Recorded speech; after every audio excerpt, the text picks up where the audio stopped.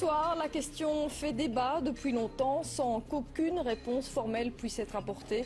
Il n'empêche, cette étude laisse perplexe. Des chercheurs de l'ULB ont exposé des fourmis à des ondes GSM.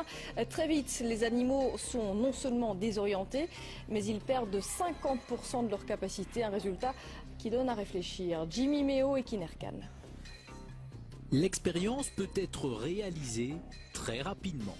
Poser un téléphone portable au milieu d'une société de fourmis et déjà instantanément, les premiers effets sont visibles. Vous voyez que celle-ci n'a plus sa locomotion normale. C'est plus faire aller ses pattes, c'est parce qu'elle a été trop longtemps près des ondes. Ça, c'est une ataxie musculaire. Le premier système touché est le système nerveux. Mais le système nerveux, il dirige tout.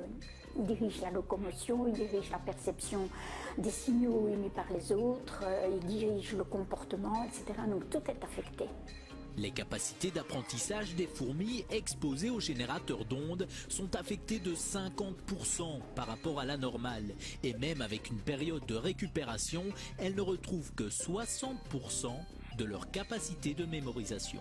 J'ai éteint le générateur, elles ont récupéré un peu et ont pu apprendre, mais n'ont plus jamais réatteint leur niveau initial.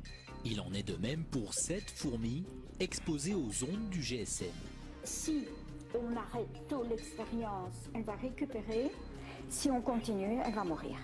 Les dangers pour l'homme sont aussi à prendre au sérieux. Par exemple, l'oreille à laquelle on colle notre téléphone est très sensible. Imaginez les structures que nous avons dans l'oreille. Nous avons des cellules ciliées dans l'oreille.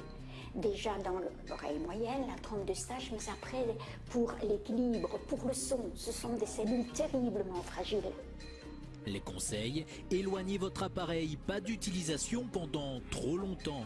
Et contre les insectes nuisibles, un petit générateur d'ondes pourrait ainsi faire office d'insecticide.